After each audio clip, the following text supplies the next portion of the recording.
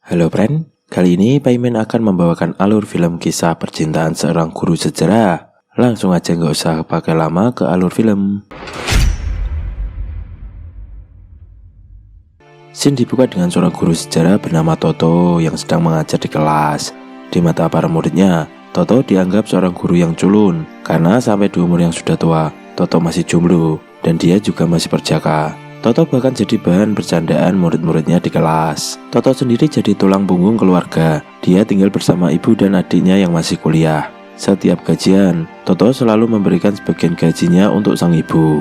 Suatu hari ibunya mulai sadar, di umur Toto yang sekarang sudah seharusnya dia mempunyai pacar. Tapi Toto hanya diam di dalam kamar membuat patung. Oleh karena itu, kali ini ibunya memberikan Toto uang untuk jalan-jalan bersama teman perempuannya. Tapi yang terjadi, Toto malah mengajak adiknya. Saat jalan-jalan, adiknya jadi bete karena cuma diajak jalan-jalan doang, nggak dibelikan sebuah jajan. Dan akhirnya adiknya pun pulang meninggalkan Toto. Tiba-tiba ada bisikan iblis mengajak Toto untuk melepas segelnya. Toto pun pergi ke tempat perlendiran. Di sana Toto bertemu dengan bocah culun yang bertugas untuk menawarkan. Karena penasaran, Toto pun mengintip. Toto pun terkaget-kaget melihat koleksi gadis-gadis yang ada di sana. Pada awalnya Toto masih kuat iman, walaupun dikasih harga murah. Toto tetap saja menolak, tapi saat seorang gadis muncul, Toto langsung tidak berkedip. Gadis ini bernama Candy, sang primadona tempat ini. Imron Toto pun langsung tak kuat. Dia menawar tarif Candy. Karena Candy adalah primadona, tentu saja harganya beda. Dirasa kemahalan, akhirnya Toto memilih untuk pulang. Tapi saat ia melihat rombongan bocil-bocil yang ingin membooking Candy, Toto malah berubah pikiran. Dia memilih untuk menghabiskan malam ini bersama Candy. Toto yang masih newbie langsung diservis oleh Candy yang sudah pro player. Si Candy pun memberikan servis yang membuat Toto sangat terpuaskan. Sejak malam itu, Toto terlihat lebih bahagia setelah diservis Candy. Demi Candy, Toto rela memecah celengannya. Tidak cuma celengan, Toto juga meminta uang kepada ibunya dengan alasan Toto ingin mengajak jalan anak tetangga. Ibunya pun senang, karena akhirnya Toto punya pacar. Padahal ibunya nggak tahu kalau uangnya dipakai untuk membooking Candy. Saat di TKP, Toto malah bertemu dengan muridnya. Rombongan murid-murid ini juga berencana untuk membooking Candy. Toto pun mengancam akan melapor ke sekolah kalau ketiga murid ini tak pulang. Pada akhirnya, para murid pulang dan malam ini Toto kembali membooking Candy.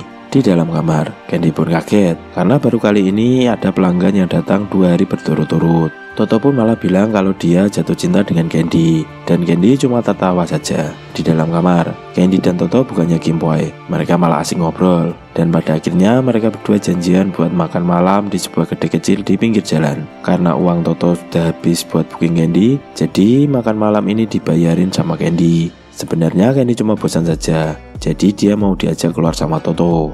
Selesai makan, mereka pun jalan-jalan. Candy mengajak Toto pergi ke klub yang berisi para purel sedang menari. Candy sangat senang, seakan-akan tempat ini adalah impiannya bisa bekerja. Candy pun cerita kalau dia kenal sama bos pemilik klub. Si bos sudah menawarkan Candy untuk bekerja di sana. Namun Candy masih pikir-pikir dulu.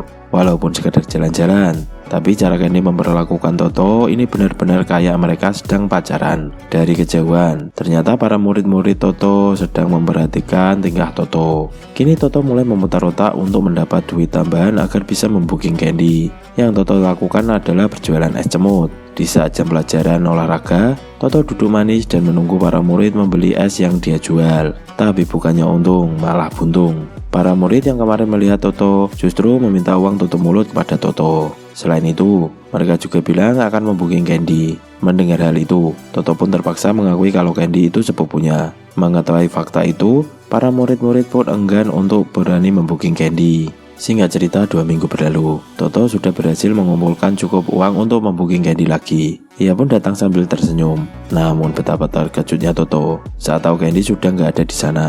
Candy terlalu mahal, jadi nggak ada tamu yang mampu membookingnya. Karena sudah kangen, Toto pun pergi ke klub yang waktu itu ia datangi bersama Candy. Betapa terkejutnya dia melihat Candy di sana. Candy benar-benar mewujudkan impiannya, menari dan disawer banyak uang. Toto pun dapat kesempatan untuk berbincang dengan Candy. Namun aturannya di sini Toto harus membuka sofa supaya bisa berbincang-bincang dengan Candy. Betapa bingungnya Toto karena harga untuk sekedar berbincang sangatlah mahal. Ia juga harus membeli minuman untuk mereka berdua. Candy pun dengan santuy bilang pada Toto, lain kali bawa duit yang lebih banyak jika mau berlama-lama dengannya. Toto pun gak menyerah. Dia mengajak Candy untuk berbincang-bincang seperti dulu. Candy pun cuma bilang untuk menunggunya sampai selesai kerja, yaitu jam 3 pagi. Toto akhirnya menunggu Candy di trotoar. Bahkan Toto sampai tertidur nungguin Candy selesai kerja. Pas Candy sudah keluar, ternyata Candy di-booking oleh om-om kaya. Toto pun menghampiri Candy supaya tidak menimbulkan keributan. Candy pun bilang bahwa Toto adalah sepupunya. Si om-om ini lalu meminta izin pada Toto untuk meminjam saudaranya semalam saja. Candy kemudian dibawa ke sebuah hotel mewah bintang 5. Tentunya sebanding dengan layanan yang akan Candy berikan. Candy pun punya kebiasaan aneh. Jadi setiap dia selesai bookingan, Candy selalu mengambil semua barang-barang yang ada di hotel, seperti sabun, parfum, dan lain-lain. Di tempat lain, Toto meratapi nasibnya karena tak terlahir menjadi anak orang kaya. Saat di sekolah, Toto memalah murid-muridnya untuk memberikan uang. Di sini Toto jujur pada muridnya bahwa Candy itu bukan saudaranya. Candy hanya purel yang ia booking kemarin, namun Toto jatuh hati padanya. Sontak para murid menertawakannya. Tapi pada akhirnya, mereka pun sepakat. Murid-murid ini akan memberikan uang kepada Toto. Sebagai gantinya, Toto akan meluluskan mereka dari mata pelajaran yang Toto ajar. Selain itu, Toto juga memaksa pacar adiknya menjadikannya joki tugas kuliah dengan bayaran yang sangat mahal. Sebagai gantinya, Toto akan membantu adiknya saat ia ingin pergi berkencan. Suatu malam, Toto pergi ke klub lagi membooking Candy. Dengan sangat optimis, Toto berjanji nanti akhir bulan dia akan menebus biaya untuk membookingnya dan dia akan membawanya keluar. Candy pun sepertinya mulai terkesan dengan kegigihan Toto. Hari-hari berikutnya, Toto semangat untuk mengumpulkan uang. Dari berjualan es, lalu memalah uang dari muridnya, dan juga mengerjakan tugas pacar adiknya. Uang pun mulai terkumpul, tapi jumlah uang yang ia kumpulkan masih kurang. Ia pun menelpon bapaknya untuk meminta uang dengan alasan untuk biaya hidup keluarga.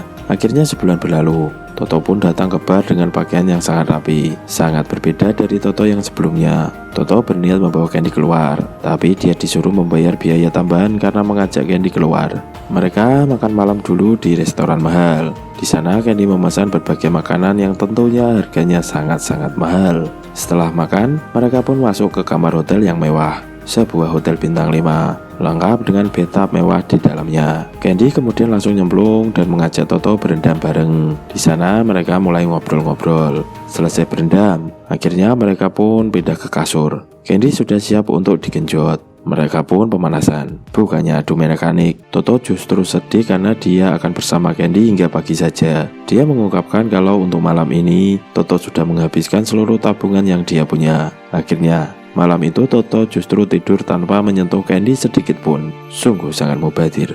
Pagi hari pun tiba. Candy sudah menghilang dari kamar. Ternyata Candy sedang berenang. Toto yang baru pertama kali menginap ke hotel, dia pun kelimpungan dan takut kena biaya tambahan kalau menggunakan kolam renang. Candy hanya tertawa melihat tingkah Toto. Waktu Candy bersama Toto pun habis. Seperti biasa, dia mengambil barang-barang di hotel. Karena merasa kasihan pada Toto, Candy pun memutuskan untuk menemani Toto hingga jam check out. Mereka lalu pergi ke pinggir kota dan bermain air di sebuah sungai. Nah, di tempat inilah Candy menceritakan masa lalunya. Candy berasal dari keluarga yang miskin. Saat ibunya sakit, ibunya gak bisa mendapat perawatan yang layak, dan adiknya gak bisa melanjutkan sekolah.